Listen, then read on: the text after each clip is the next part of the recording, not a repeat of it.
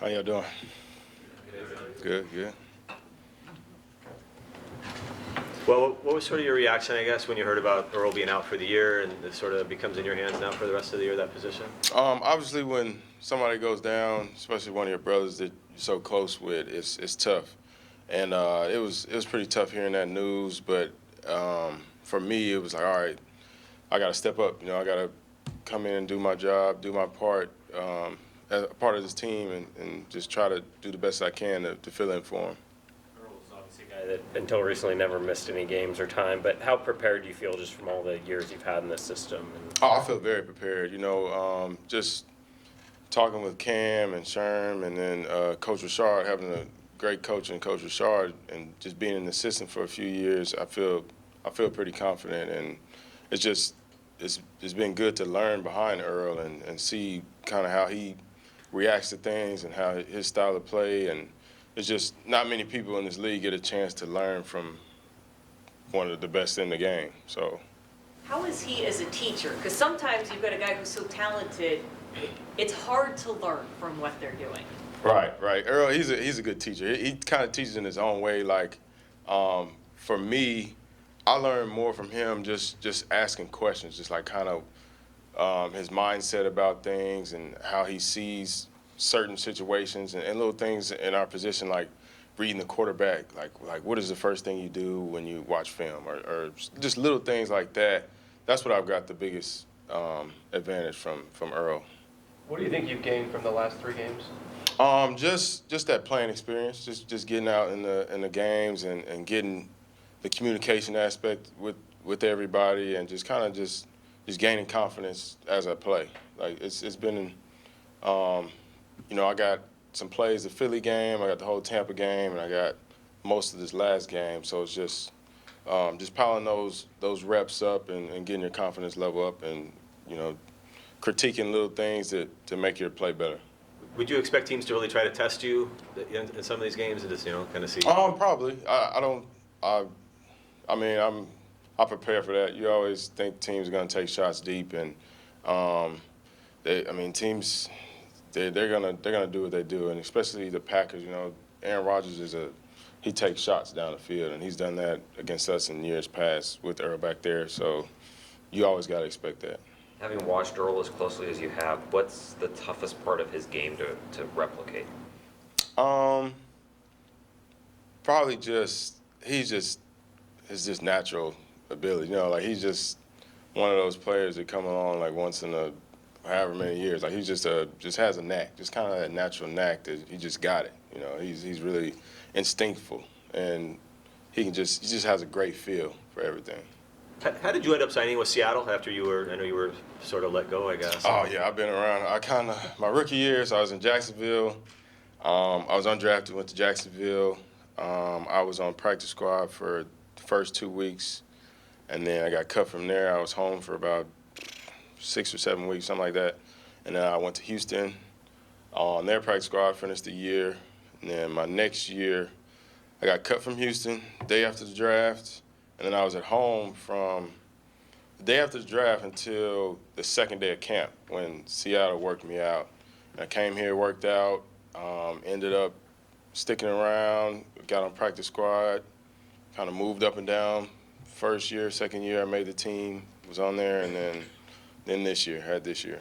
So that's a little bit of a time there, that whole summer. Then you didn't have a team. Oh, yeah. I actually. The day I was supposed to start working a job, is when Seattle called me, and I had a workout. So I was like, man, I can't take this job. I gotta go work. So it was kind of tough. It was a tough time for me.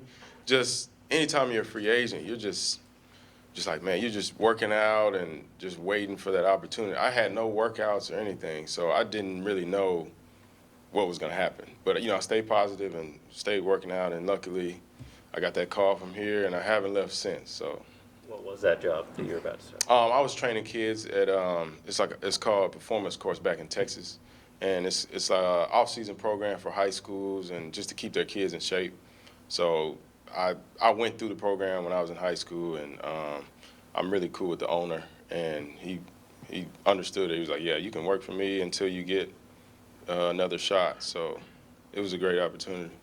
You and Earl both grew up in Texas. Did you guys, he's a little older, but did you guys ever cross paths? We did my freshman year in college. We did. I went to Texas A&M, and we played them on Thanksgiving, and they beat us. So we always kind of got a little rival going. I've been talking a little bit of noise to them, so A&M's been better than Texas recently. So it's a good little rivalry. What do you remember about the interception that got called back? It's just I felt like I was in the middle of the field, and I was really just reading Cam the whole time, and he threw it up, and I was like, man, I gotta go get it, because the week before I kind of had that same situation in Tampa, and I kind of bumped into Jay Lane. So this week I was like, man, I gotta go grab it. And I went up and grabbed it, and I didn't even know that there was a flag on the play, so I was trying to go score, and I had to come back. I was pretty gassed after that. It was a long play.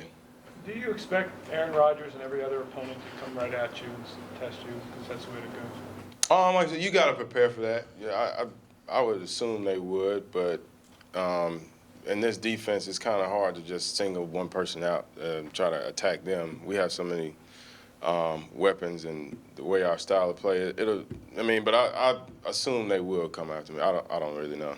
You talked about the communication on the field during the game. How much of that actually starts, though, in the meeting rooms? Is it the same sort of conversations and communication you have in meetings as well? Absolutely. At the beginning of the week, we go through our calls and just our checks and stuff, and through these walkthroughs that we have, it's a great chance for us to start the communication process and what we're going to call here and what we're expecting to see in this look and things like that. And just like even in the locker room, just talking to Cam and Sherm, like, hey, if they come out in this, we're going to call this, and just little things, just getting used to the communication aspect. Because, Cam and Earl, they play so many games together, they don't even have to, you can just kind of look at each other and kind of know what the other person's thinking, and I'm not there yet, so we're gonna have to use verbal communication, but it'll be good. We did a good job in the Tampa game of communicating early, so we're just looking to build on that.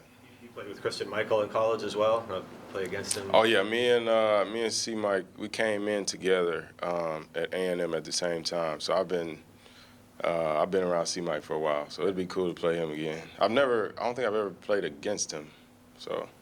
You talked to him since he's been in Green Bay, or? I sent him a text the day he got claimed, but I haven't talked to him since then. Anything else? Thanks, Steve. Thanks, Steve. Thank you.